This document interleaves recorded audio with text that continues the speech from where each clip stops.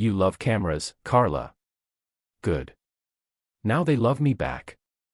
The power went out at exactly 7:43 p.m. Just as I was opening my third beer and wondering why my wife Carla's business trips had become as frequent as my mortgage payments. The house plunged into darkness, and for a moment, I sat there in my recliner, listening to the silence where the hum of electricity used to be. Perfect, I muttered, feeling around for my phone's flashlight. Just freaking perfect. The beam cut through the darkness of our living room, illuminating the peeling wallpaper and the stack of unpaid bills on the coffee table. Carla had been on me about fixing up the house, making it presentable for her law firm colleagues. Fat chance of that happening on a contractor's salary while she spent our savings on designer suits and mysterious weekend conferences. I made my way down to the basement, stepping carefully on the creaky wooden stairs. The flashlight beam danced across the concrete walls, revealing the usual collection of forgotten Christmas decorations and broken appliances that I kept meaning to fix. The electrical panel was in the far corner behind a stack of paint cans that had been there since we moved in 8 years ago. As I moved the cans aside, something didn't look right. The wall behind them seemed different somehow. I ran my hand along the concrete and felt a slight depression, like a seam. My contractor instincts kicked in and I realized what I was looking at. There was a hidden room behind this wall. The next morning, I called my old friend Lenny Morrison, the best electrician in town, and the only guy I trusted with my house's ancient wiring. Lenny showed up around 10 o'clock, carrying his toolbox and wearing that same grease-stained baseball cap he'd had since high school. "So, what's the problem, Danny?" he asked, following me down to the basement. "Carla finally decided to electrocute you in your sleep. Very funny. The power went out last night and I found something weird down here." I showed him the seam in the wall. Lenny whistled low and pulled out a small hammer, tapping along the concrete. "This is hollow," he said. "Looks like someone sealed up a room back here. Want me to break through?" "Do it." It took Lenny about 20 minutes with a sledgehammer to create a hole big enough to crawl through. The smell that came out was musty and stale, like air that had been trapped for years. I squeezed through first, my flashlight beam revealing a small room, maybe 8 by 10 feet. What I found inside made my blood run cold. There were photographs taped to the walls, dozens of them. Pictures of Carla with a man I recognized as Travis Kellerman, the project manager at her law firm. They were in compromising positions, some of them taken right here in our house, in our bedroom. There was a small desk with a laptop, stacks of love letters, and a shoebox filled with lingerie I'd never seen Carla wear. But the worst part was the camera equipment. Professional stuff with long lenses and recording devices.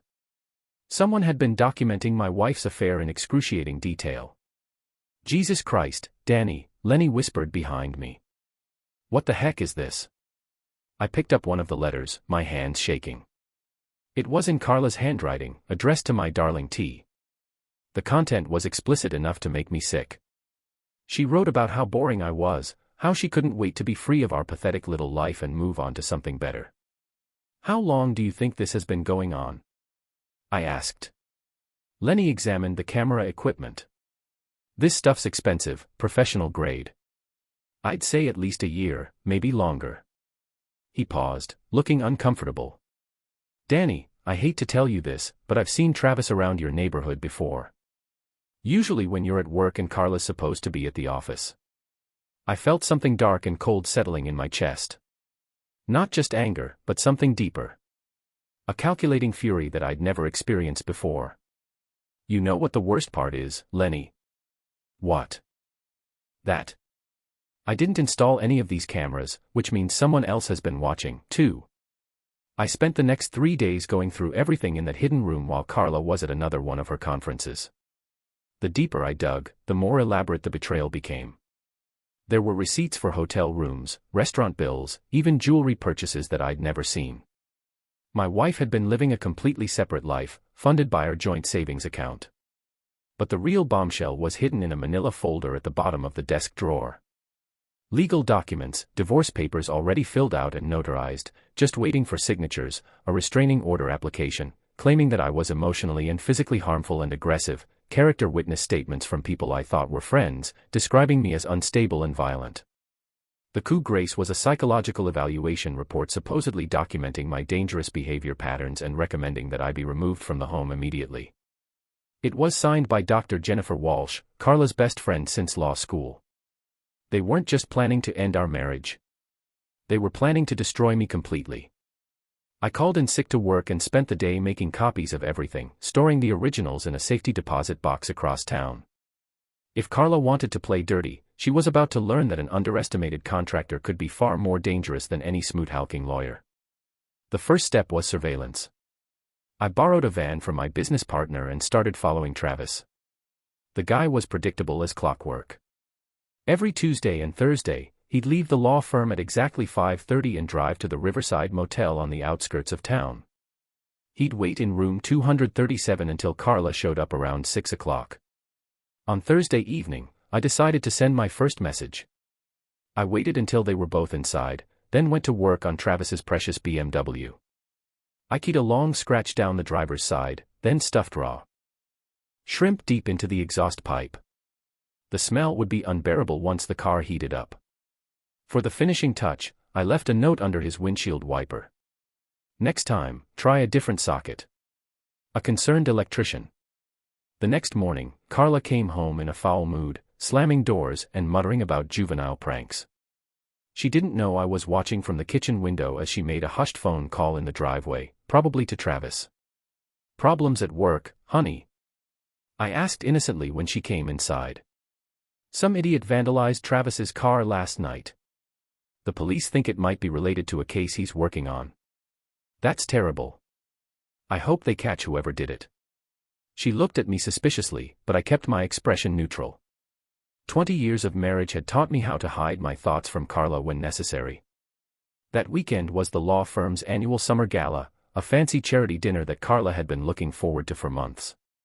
She'd bought a new dress, made an appointment at the salon, the whole 9 yards. She assumed I'd skip it like I usually did, claiming I had nothing to wear and didn't fit in with her colleagues. This year, I surprised her. I showed up at the country club in my best suit, the one I'd worn to my father's funeral. Carla's face went white when she saw me walk into the ballroom. Travis, standing next to her with a drink in his hand, looked like he'd seen a ghost. "Danny," Carla said, her voice pitched too high. "I didn't think you were coming. Wouldn't miss it for the world, sweetheart. This is Travis, right?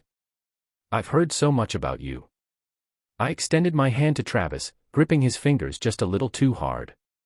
He winced and pulled away quickly.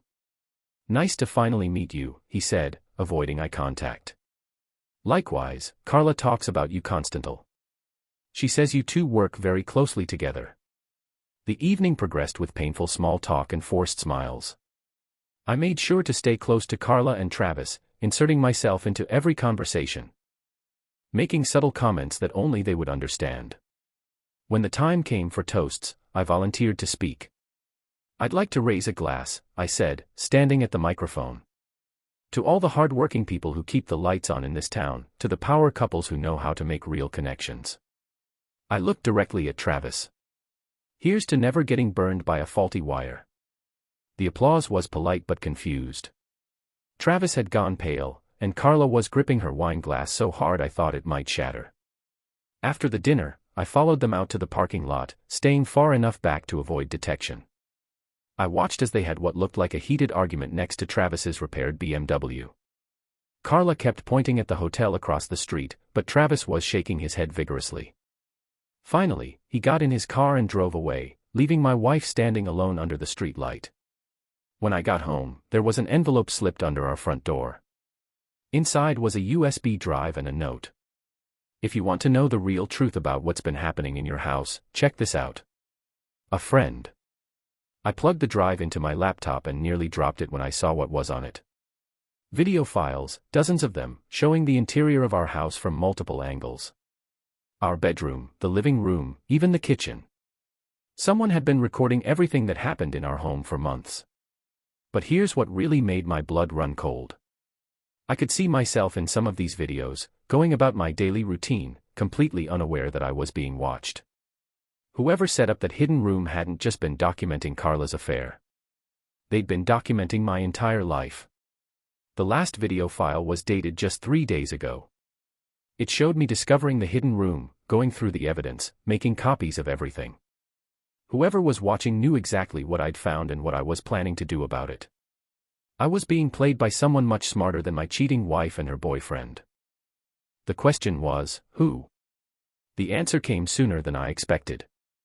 The next morning, I was in my workshop behind the house trying to make sense of the surveillance footage when Dr. Jennifer Walsh knocked on my door. Carla's best friend since law school, the woman who'd signed those psychological evaluation papers, calling me dangerous and unstable. "Hello, Danny," she said, smiling that same condescending smile I'd been seeing for 15 years. "Do you have a minute to talk?" "Sure, Jen, come on in." She looked around my workshop with obvious distaste, taking in the power tools and sawdust, the half-finished cabinet projects and electrical equipment that Lenny had left behind. "I wanted to talk to you about Carla," she said. "She's been very stressed lately, and I'm concerned about her well-being." "Stressed about what?" "Well, she feels like you've been acting strangely, following her, showing up places unexpectedly. She's worried that you might be having some kind of breakdown." I set down the piece of wood I'd been sanding and looked at her directly. "Is that your professional opinion, doctor?" "I'm speaking as a friend, not a therapist, but yes, I think you might benefit from talking to someone. I could recommend a colleague like the colleague who wrote up that psychological evaluation without ever meeting me." Her smile faltered. "I don't know what you're talking about." "Sure you do, Jen. Just like you know about the cameras in my house and the little love nest my wife's been maintaining with Travis Kellerman." She stood up quickly, knocking over the folding chair she'd been sitting in. "Danny, I think you're confused. Maybe we should call Carla." "Carla's not here. She's at another one of her conferences. Funny how those conferences always seem to happen at the same hotel where Travis likes to spend his evenings." Jennifer's face had gone pale, but she was trying to maintain her composure. "I don't know anything about that, but I do know that making accusations and threats isn't going to help your marriage. My marriage ended the day my wife decided to be with another man in our bed and documented for posterity. The question is, what's your role in all this, Jen? Are you just the character witness, or are you the one pulling the strings?" She backed toward the door, her professional facade cracking.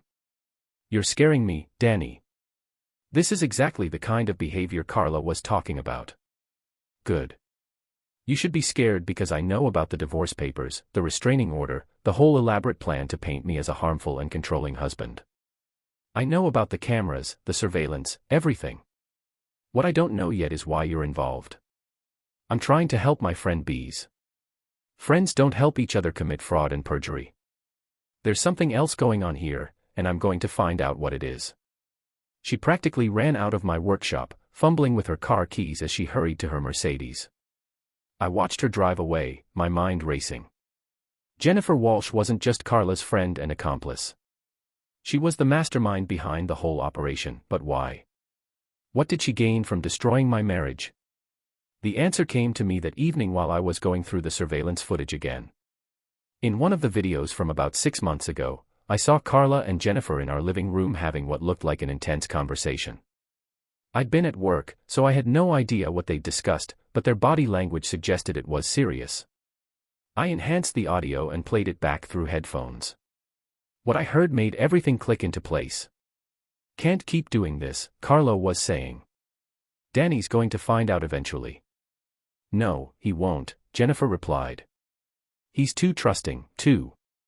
By the time he realizes what's happening, it'll be too late." "But what if he fights the divorce? What if he doesn't believe the misuse allegations? That's what the evidence is for. The photos, the recordings, the psychological evaluation. We'll paint him as an unstable, violent man who can't be trusted around you. The judge will have no choice but to grant the restraining order and award you the house. And then we sell it and split the proceeds. Your half plus the insurance money from Danny's accident should be more than enough for us to start over somewhere else." Insurance money from my accident. They weren't just planning to divorce me and take everything I owned. They were planning to end me and make it look accidental. I sat back in my chair feeling a cold rage settle over me like a blanket. My wife and her best friend weren't just cheaters and liars. They would be those willing to take a life, and I was their target. Well, if they wanted to play for keeps, I was ready to show them what a real predator looked like. The next morning, I called my insurance company and made some inquiries about my life insurance policy.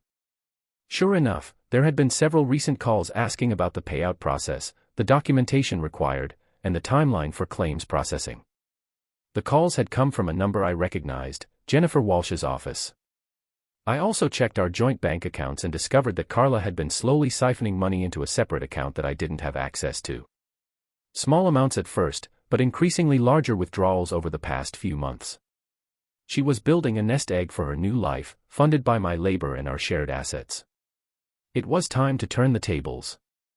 I started with Travis because he was the weakest link in their chain. I'd been watching him long enough to know his routines, his habits, his vulnerabilities. The man was vain, insecure, and completely dependent on his reputation at the law firm. So, I decided to destroy that reputation. I created a fake email account and started sending anonymous tips to the firm's human resources department. Photos of Travis leaving the motel with married women. Copies of expense reports showing personal charges on company accounts. Audio. Recordings of him making inappropriate comments about female colleagues taken from the surveillance footage of his meetings with Carla. Within a week, Travis was called into a disciplinary hearing. Within 2 weeks, he was on administrative leave pending a full investigation. His access to the firm's files was revoked. His company credit cards were cancelled. And his future at the firm was looking very dim indeed. But that was just the appetizer. Travis started calling our house at all hours, desperate and panicked. I made sure to answer the phone whenever he called, speaking in my most pleasant, helpful voice. "Danny, I need to talk to Carla," he'd say, his voice tight with stress. "She's not available right now, Travis. Can I take a message? This is important. There are things happening at work, accusations being made. That sounds serious. Have you considered hiring a good attorney? I hear my wife is excellent, though she's been pretty busy with her caseload lately. You don't understand. Someone's been spreading lies about me, sabotaging my career. That's terrible, Travis. Who would do such a thing? Do you have any enemies?" The conversations always ended with him hanging up in frustration. Carla would get similar calls on her cell phone, which led to hushed, frantic conversations in our bedroom. I could hear her through the thin walls trying to calm him down, promising that everything would work out. But everything was not going to work out. Not for them. My next target was Jennifer Walsh. I'd done some research into her practice and discovered that she'd been having her own ethical problems. Several former patients had filed complaints with the state medical board, alleging that she'd violated doctor-patient confidentiality and engaged in inappropriate relationships with clients. I reached out to those former patients posing as an investigative journalist working on a story about professional misconduct. What I learned was deeply troubling. Jennifer had a pattern of manipulating vulnerable clients, using their personal information for her own gain and covering her tracks with falsified records.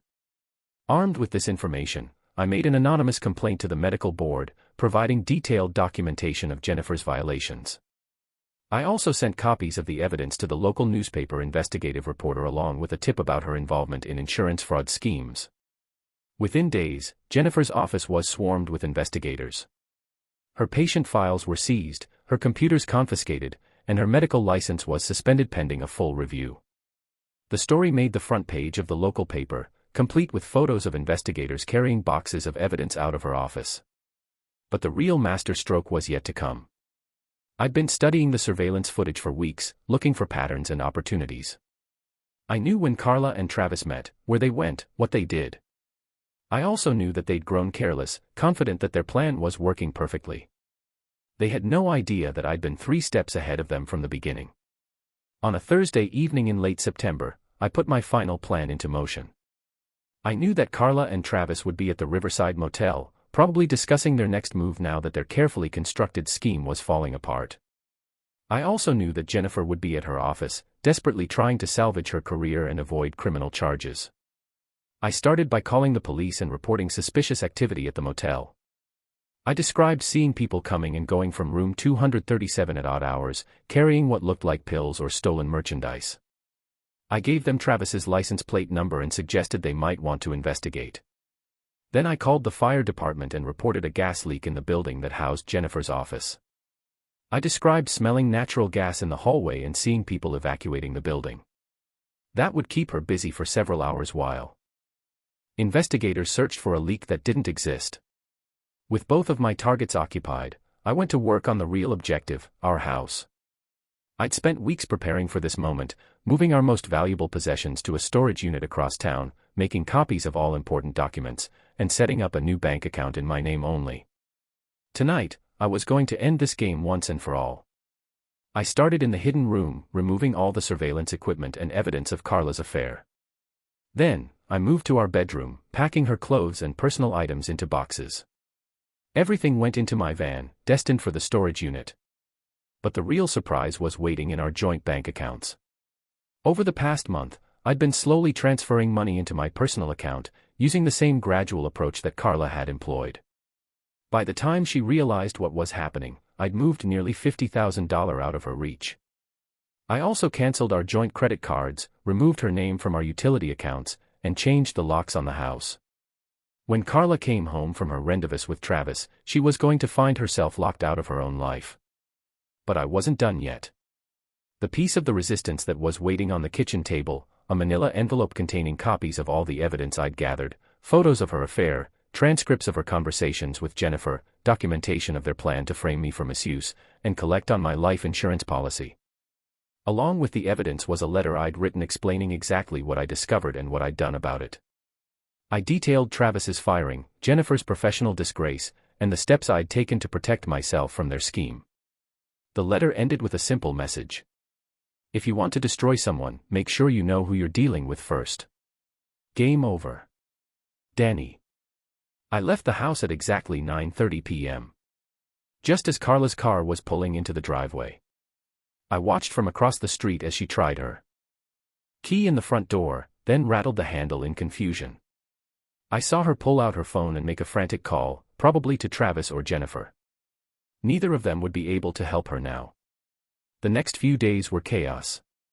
Carla stayed at a hotel, calling me constantly and demanding that I let her back into the house.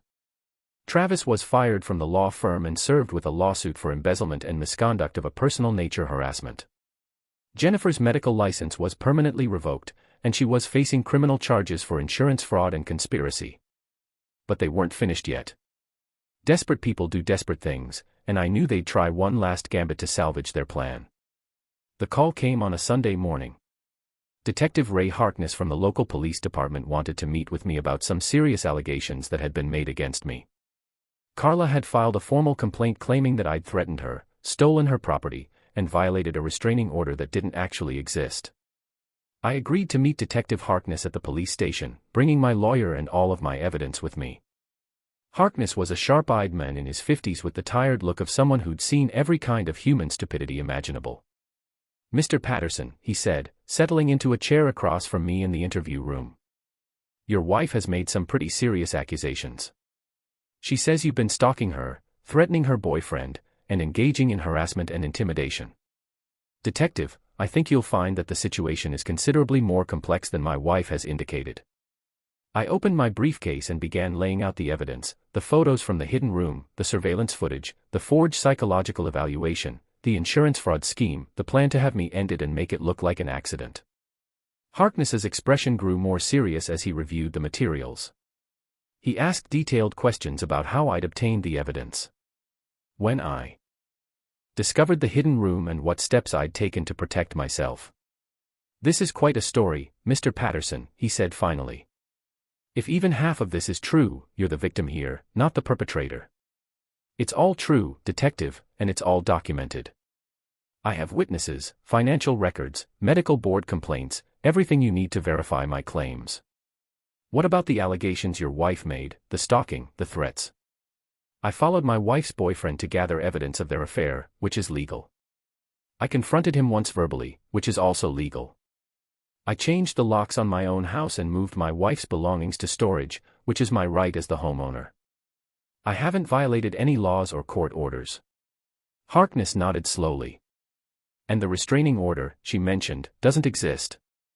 It's part of a collection of forged legal documents that she and her accomplices prepared to use against me. You can verify that with the court clerk." The detective spent another hour going through the evidence, making notes, and asking follow-up questions. Finally, he leaned back in his chair and shook his head. "Mr. Patterson, in 30 years of police work, I've never seen anything quite like this. Your wife and her friends didn't just commit adultery. They committed fraud, conspiracy, attempted homicide, and a dozen other felonies. What happens now? Now I arrest them. All of them." The arrests happened simultaneously. Carla was taken into custody at her hotel. Travis was arrested at his apartment. Jennifer was arrested at her lawyer's office where she'd been trying to negotiate a plea deal for her medical board violations. The charges were extensive: conspiracy to commit homicide, insurance fraud, perjury, forgery, embezzlement, and criminal harassment. The evidence was overwhelming, and none of them had credible defenses.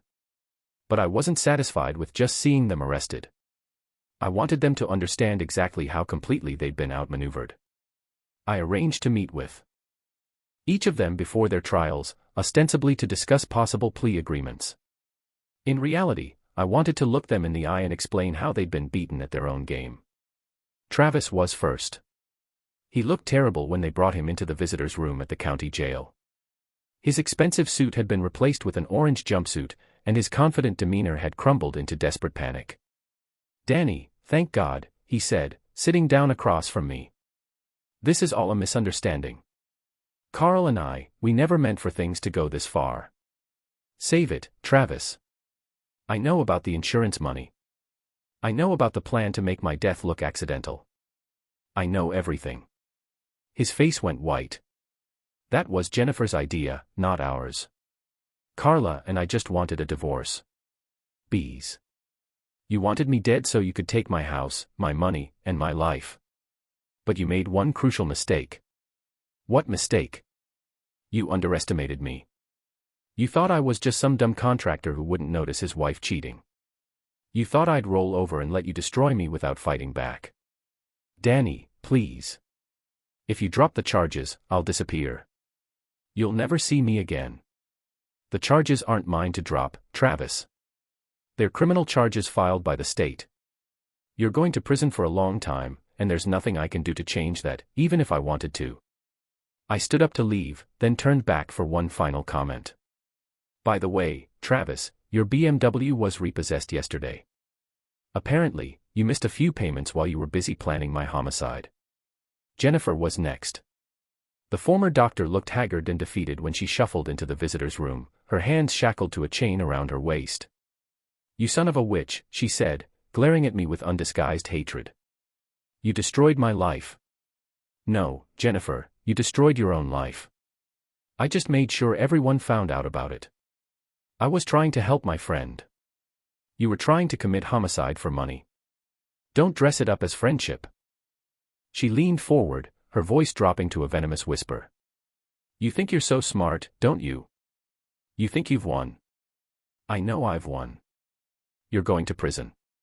Your career is over. Your reputation is ruined. Your co-conspirators have already started blaming you for everything. I'd say that's a pretty decisive victory. This isn't over, Danny.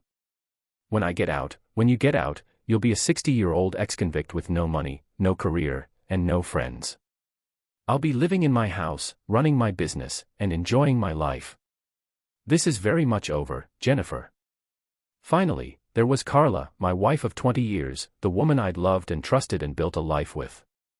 She looked smaller somehow in her jail uniform, diminished by the weight of her crimes and the collapse of her elaborate scheme.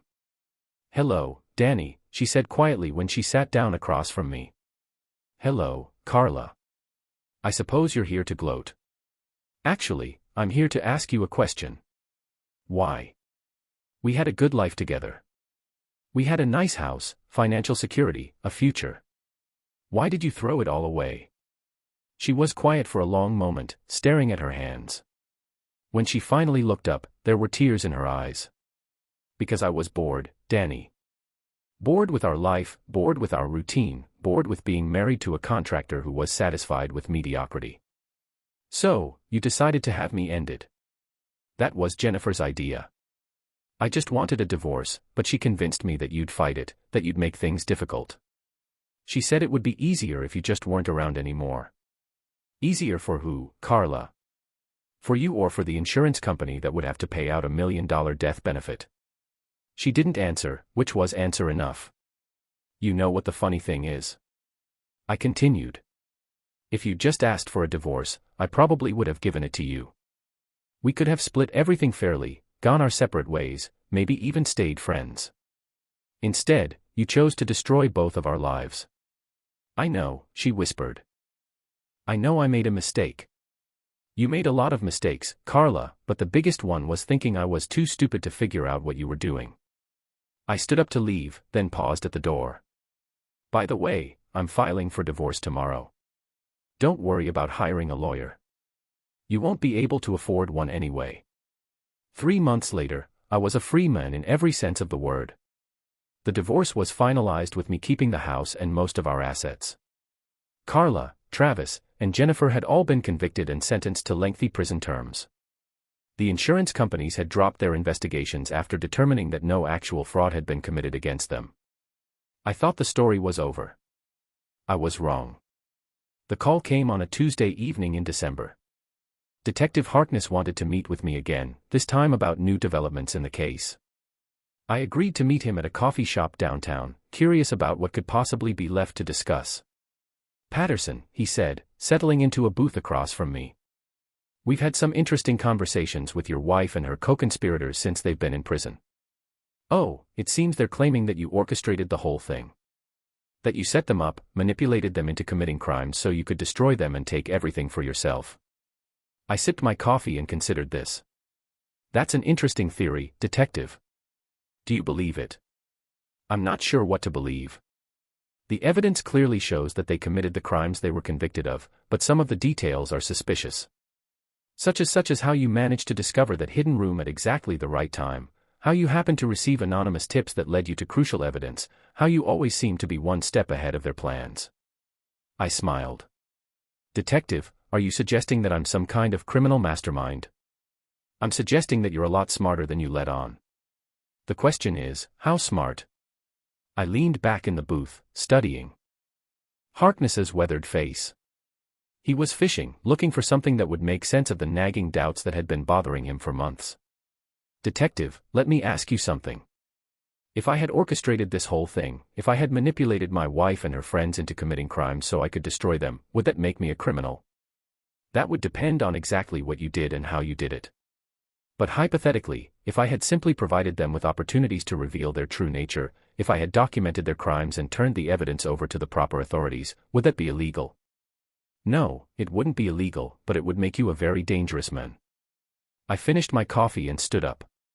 Detective, my wife tried to have me ended so she could steal my money and run away with her boyfriend. Her best friend, a licensed psychologist, helped her forge documents and plan my homicide. Her boyfriend embezzled money from his law firm and engaged in inappropriate conduct toward his colleagues. These are not good people who were led astray. These are criminals who got caught. And you had nothing to do with that. I had everything to do with it. I gathered evidence. I protected myself and I made sure that justice was served. If that makes me dangerous, then I suppose I'm dangerous. I left Harkness sitting in the coffee shop staring into his empty cup and trying to figure out exactly what kind of men he'd been dealing with. The truth was more complex than he could imagine. I had discovered the hidden room by accident, but everything that followed had been carefully planned and executed. I'd received anonymous tips, but only because I'd sent them to myself using untraceable email accounts and burner phones. I had stayed one step ahead of their plans because I'd been monitoring their communications and predicting their moves. Most importantly, I hadn't manipulated them into committing crimes. I'd simply created situations where their existing criminal intentions would be exposed and documented. Carla had been planning to divorce me and take everything long before I started fighting back. Jennifer had been manipulating clients and violating professional ethics for years. Travis had been embezzling from his law firm and harassing female colleagues since he was hired. All I'd done was make sure their crimes came to light in a way that protected me and destroyed them. Was that manipulation? Perhaps. Was it justice? Absolutely. 6 months later, I received a letter from Carla in prison. She'd been thinking about our conversation, she wrote. And she wanted me to know that she understood what I'd done. She wasn't angry anymore and just impressed by the elegance of my revenge. You played us perfectly, she wrote. You made us think we were the hunters when we were really the prey. You let us dig our own graves and then handed us the shovels. I have to admit, Danny, I never knew you had it in you. She was right. I'd never known I had it in me either. But when someone tries to destroy your life, steal your money, and have you having your life taken, you discover capabilities you never knew you possessed. You learn that the quiet, unassuming contractor can be far more dangerous than the smooth-talking lawyer or the manipulative psychologist. You learn that the best revenge isn't getting mad, it's getting even. I folded Carla's letter and put it in the filing cabinet with all the other evidence from the case. Then I went back to my workshop where I was building a new kitchen table to replace the one where I'd left that final envelope for my cheating wife. The house was quiet and peaceful now, free of surveillance cameras and hidden rooms and whispered conspiracies. It was mine, completely and legally, along with the money and the business and the life that Carla had tried to steal. I'd won not just the battle, but the war. And the best part was I'd done it all without breaking a single law.